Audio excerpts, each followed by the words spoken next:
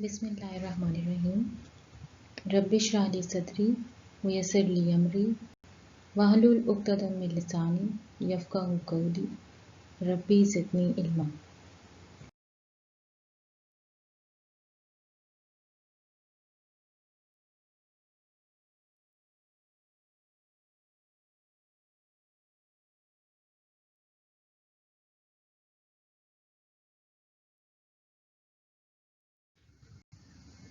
Today's contents are applications of electrostatics. There are three applications of electrostatics. Number 1, photocopier, laser printer, and inkjet printer. First application is photocopier. A photocopier is a machine that makes quickly and cheaply copies of documents. It consists of 4 easy steps. Number 1, photoreceptor drum that uses corona wire. Number 2, lamps and lenses. Number 3, toner. Number 4, fuser. Now look at this figure. I am explaining it one by one. So at the first stage, there is a drum, an aluminium drum that is coated with a material known as selenium. Now this selenium is a semiconductor, a photoconducting material. Photo means light. Conducting means that it becomes conductor when exposed to light.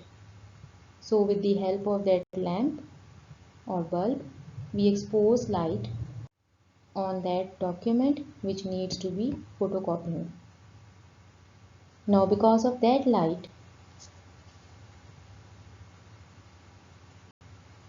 the dark and light areas of the document produce corresponding areas on the drum. Means at those areas where something is written, they become dark, and those areas that are plain, they become light. So those areas that are light, they become conducting and lose their positive charge, ending up neutralized. Neutralized means no charge is there. But those areas that are dark, they become positively charged, and so they have a charge on them. So you can see that in the second stage, positive image made on drum. Now for the third step. In this step, the toner is involved. So toner is given a negative charge. The attraction of the positive charge image holds the toner to the drum because law of electrostatics is applying here. And what is law of electrostatics? That unlike charges attract each other. Negative charge on toner, that is dry powder, and positive charge on the drum. To transfer the toner, the paper is given a greater positive charge than that of the image with the aid of another corotron. Corotron means a wire that is having high potential difference.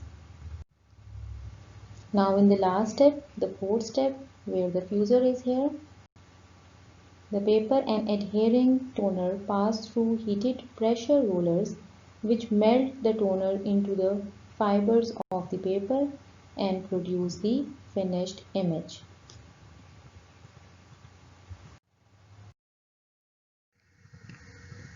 The second application is laser printer.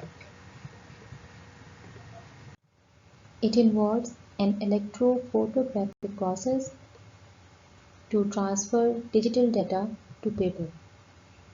It has 6 processes. Number 1, charge.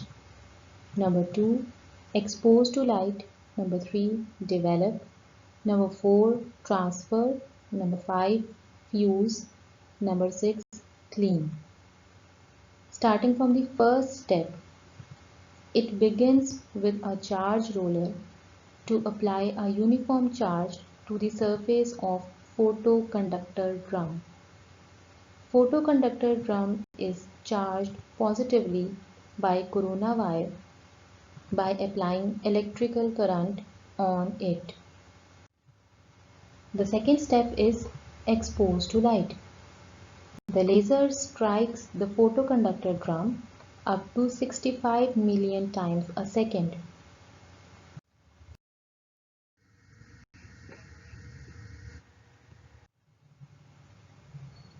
When the light of the laser beam hits the drum, whatever areas that are exposed to the light are rid of these electric charges. The areas that are not exposed to light eventually make up the printed image. Now moving on to the next step. The next image is developed. As the developer roll and photoconducting drum come into contact, the negatively charged toner is attracted to the charged areas of the drum that transfers the toner to the drum. Next, the image has to made permanent. So for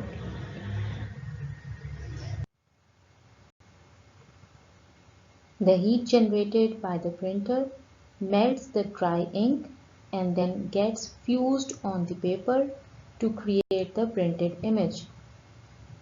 Last step, ready the cartridge to print a new paper by removing the charge from the drum.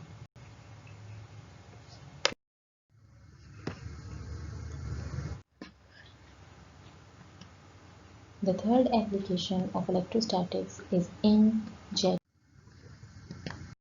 After the explanation of ink nozzle, let us move towards the next parts. The next part are charging electrode, deflection plate, gutter, and ink reservoir. During the flight, the droplets pass through two electrical components, an electrode and the deflection plates.